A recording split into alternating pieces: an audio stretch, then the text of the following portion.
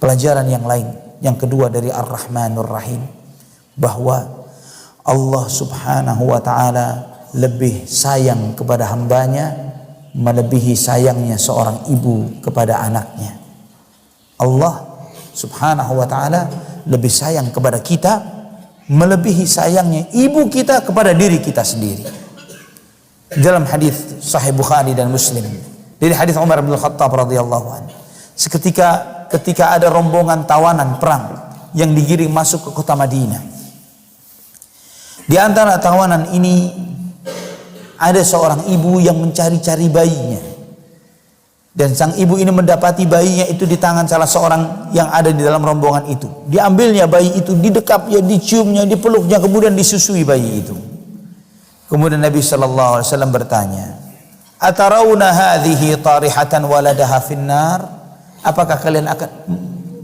Apakah mungkin sang ibu ini begitu saja melempar bayinya ke dalam api? Maka para sahabat mengatakan, la wahya taqdiru an la tatrahu.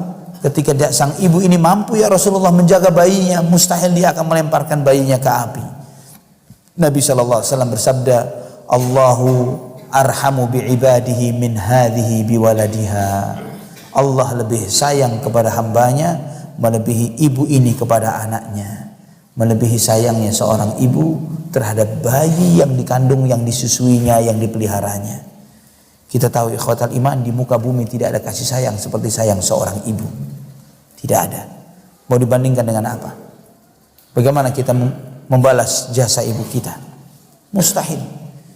Maka Allah mewasiatkan kepada kita untuk berbuat baik kepada kedua orang tua kita, walaupun ibu atau kedua orang tua kita memaksa kita untuk berbuat syirik, bukan berarti bahwa kita boleh durhaka kepada mereka, karena kasih sayang mereka yang sangat besar, yang tanpa pamrih, yang luar biasa. Namun ikhwatal iman, terkadang kasih sayang seorang ibu, kasih sayang orang tua ini kasih sayang yang terkadang berbahaya dan menyesatkan. Kita melihat berapa banyak ibu yang sayang berlebihan kepada anaknya, sehingga ketika waktunya sholat subuh tidak dibangunkan, tapi ketika mau sekolah dibangunkan. Karena apa? Takut sama bel sekolah, tapi tidak takut dengan anaknya diazab oleh Allah Subhanahu wa ta'ala karena tidak bangun sholat subuh. Kasihan, sayang, dia kan semalam begini, dia begitu dan begini, nanti saja biar agak siang sholatnya. Atau sebagian orang tua yang karena sayangnya kepada anaknya memberi semua yang diminta dan tidak memberikan pendidikan kepada anaknya dengan alasan sayang. Tapi ini bukan sayang, tapi ini membahayakan sang anak. Jika semua mintanya anak dituruti dan anak itu tidak dididik, ini berbahaya. Namun bagaimana kasih sayang Allah Subhanahu wa ta'ala? Di antara bentuk kasih sayang Allah Subhanahu wa ta'ala, Allah memberikan akal kepada kita. Allah memberikan panca indera kepada kita, yang dengan akal ini kita bisa membedakan mana yang baik, mana yang buruk, mana yang benar, mana yang salah, ya, mana yang manfaat dan mana yang madarat. Dengan akal, dengan panca indera ini Allah berikan potensi ini kepada manusia. Kemudian tidak cukup sampai di sana, Allah Subhanahu wa ta'ala utuskan kepada kita Nabi Muhammad sallallahu alaihi wasallam. Tidak cukup sampai di sana, Rasulullah SAW dipilihlah beliau dari manusia yang terbaik, akhlak yang terbaik, manusia yang memiliki hati yang paling baik. Tidak cukup sampai di situ, diberikan wahyu Al-Quran, yang Al-Quran ini Allah Subhanahu wa ta'ala sendiri yang menjaganya. Allah tunjukkan kepada kita, wahadainahun najdain, kami tunjukkan kepada manusia dua jalan, mana yang hak dan mana yang batil. Ditunjukkan oleh Allah supaya kita tidak salah jalan. Allah tunjukkan bukan dengan sekedar itu yang benar, itu yang salah, bukan cuma sampai di situ saja. Itu yang benar. Apa saja amalan perbuatan yang dilakukan oleh orang-orang benar, siapa saja contoh-contoh orang-orangnya, itu semuanya dicontohkan oleh Allah di dalam Al-Quran.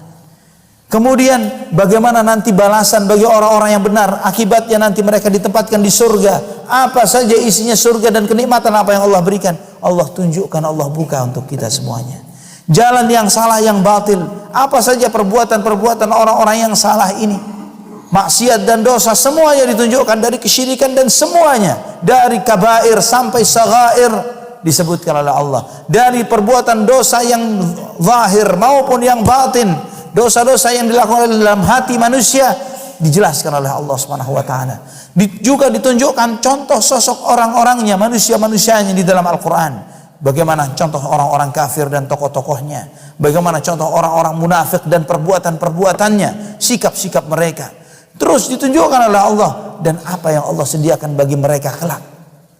Ikhwatal iman, ini di antara bentuk rahmat dan kasih sayang Allah Subhanahu wa taala. Jika bukan karena itu, kita tidak akan bisa mengetahui mana yang hak dan mana yang batil.